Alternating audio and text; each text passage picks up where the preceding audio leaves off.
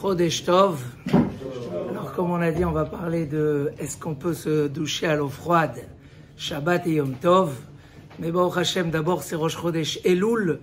Et Rosh Chodesh Elul, c'est un mois qui parle beaucoup. Alors, certains qui servaient à Kadosh Baruch Hu dans la crainte, et pour chacun aussi qui a besoin un peu de crainte, c'était un mois qui faisait peur. Quand ils entendaient Elul, c'est un mois où on revoit nos actes et on fait des Shabbat et on est jugé, etc.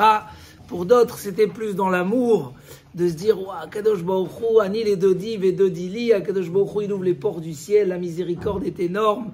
Et c'est pour ça qu'on commence les Sfaradim, les Slichot, parce que il y a tellement à prendre de miséricorde et d'amour d'Hachem ce mois-là. Dans tous les cas, chacun de sa façon, et peut-être dans les deux façons aussi, c'est très bien. C'est en même temps la crainte, le moment de remettre en question ces Maasim. Et comme disaient tous les Moussard, quand même qu'on commence plus tôt, alors on a un plus beau jugement, on arrive à Rosh Hashanah avec plus de grandeur et plus de rachamim, plus de miséricorde. Chaque jour de Slichot, il compte, chaque prière ce mois-là, il compte parce que les portes sont ouvertes. Juste pour résumer la halakha en bref, alors, se laver à l'eau froide Shabbat. Donc dans la Gemara, on a vu que c'était pas interdit. Ils n'ont pas interdit de se doucher à l'eau froide. Ce qui était interdit, c'était l'eau chaude.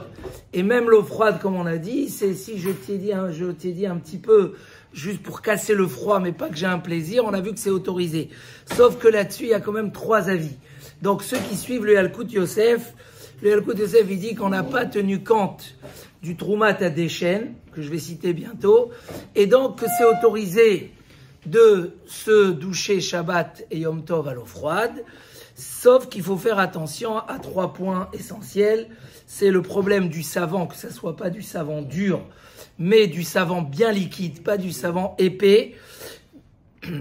Pourquoi? Parce que dans le savon dur, il y a le problème de faire naître quelque chose, molide, il y a même aréach, il y a étaler quelque chose, il y a le fait de faire tomber des cheveux.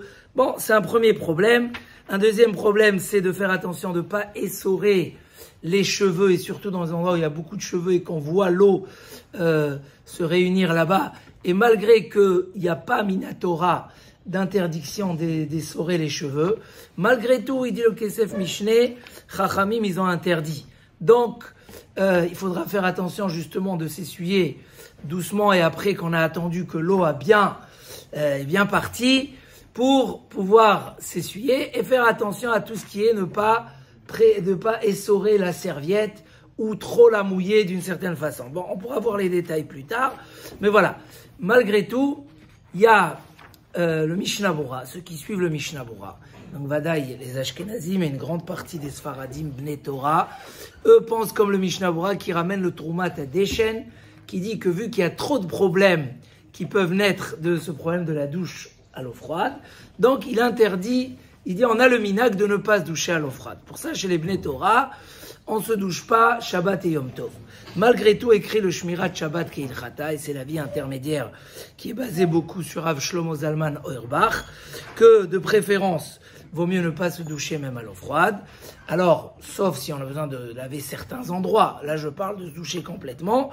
Mais quelqu'un qui est mitztaher meod, comme les jours où il fait très très chaud, alors il dit que c'est moutard de se laver comme d'habitude à l'eau froide.